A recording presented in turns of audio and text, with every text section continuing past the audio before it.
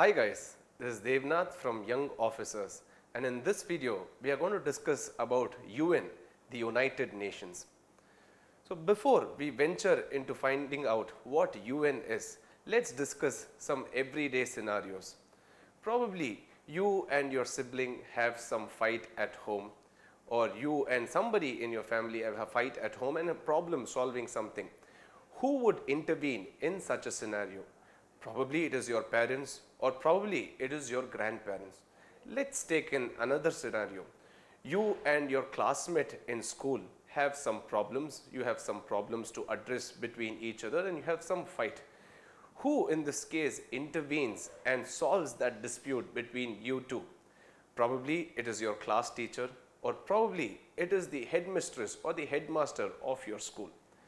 Let's take another scenario. Two different entities within a state, or two different people within a state have some dispute between them, or there has to be some development made in one particular area in a state. Who intervenes in this case and makes sure that that particular development idea is taken forward or that dispute is solved? Probably it is the state government, probably it is the high court of your state, and on the national level, two states having some problem between each other. Probably they have a problem in sharing a river water between each other, just like how Tamil Nadu and Karnataka have a problem of sharing Kaveri river water between them. So who will intervene in this case and solve that particular dispute? Probably the central government is setting up some body to solve that dispute, or probably it is the Supreme Court intervening and making sure that the dispute is solved amicably.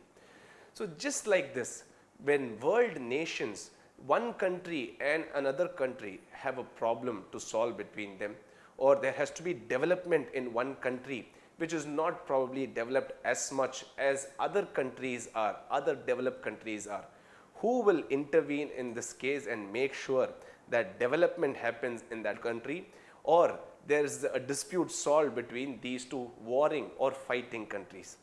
That body is UN, the United Nations.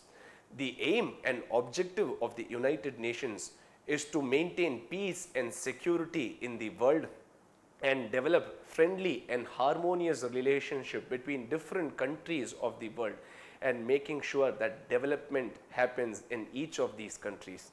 Now UN is a body which was set up right after World War II. So there were two great wars fought between different countries in the world. There was World War I, which was held between 1914 and 1919. There was also World War II between 1939 and 1945, where different countries of the world fought with each other. There was a lot of loss of lives. There was a lot of loss of precious resources.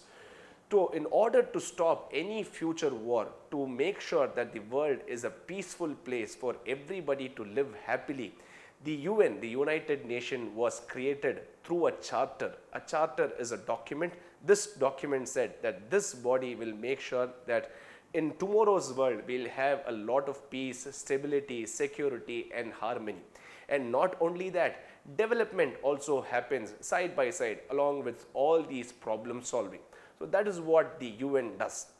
The UN has many organs to itself. It is not a single body. The UN has the General Assembly, the Security Council, the UN Secretariat, the Economic and Social Council, and the International Court of Justice. So it has 5 principal organs. So what does the General Assembly do?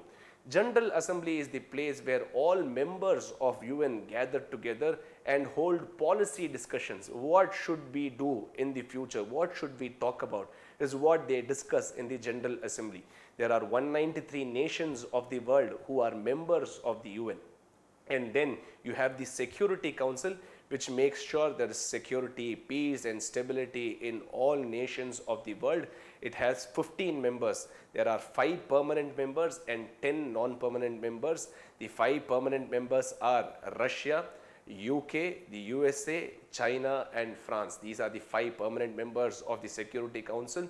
There are 10 other non-permanent members. Incidentally, this year India has pitched an effort to be a part of the non-permanent members of the Security Council, and it will be securing that seat in 2021-2022.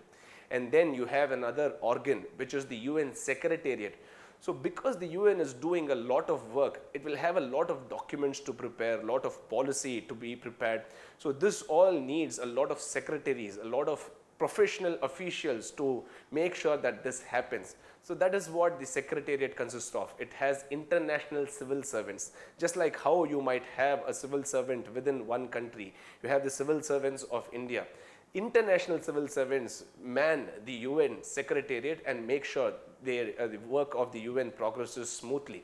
And then you have the Economic and Social Council, which takes care of development within different countries. And this development can be on different sectors of the country itself. It can be on health, it can be on education, it can be on women's empowerment, it can be on developing or enhancing or improving the environment of that particular country. It can talk about protection of child rights, for example. Economic and Social Council make sure that all these agendas are fixed up and all these agendas are worked upon. And then finally, you have the International Court of Justice. Just like how you have the High Court in a state, a Supreme Court in our country, you have the International Court of Justice. Whenever two countries have a problem to solve between them, they have a dispute, it is to say that you don't have to solve this dispute through fighting or war. You can come to this court, and this court will make sure that there is proper justice done to each of these parties and proper justice is laid down. International Court of Justice takes care of that responsibility. The UN celebrates its 74th anniversary of formation this year. It has done many activities. For example, the UN Convention on the Protection of Child Rights is something that it has done to enhance child rights, social, political and economical all over the world.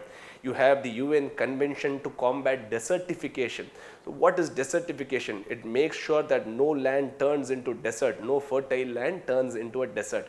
So this convention makes sure that land degradation or deforestation does not happen and lands do not turn into desert. So like this, there are many conventions which the UN frames, and the UN is one of the most important international bodies that is there to maintain peace and stability and harmony, and also to develop countries and make sure different indicators such as health, education, women's empowerment, etc.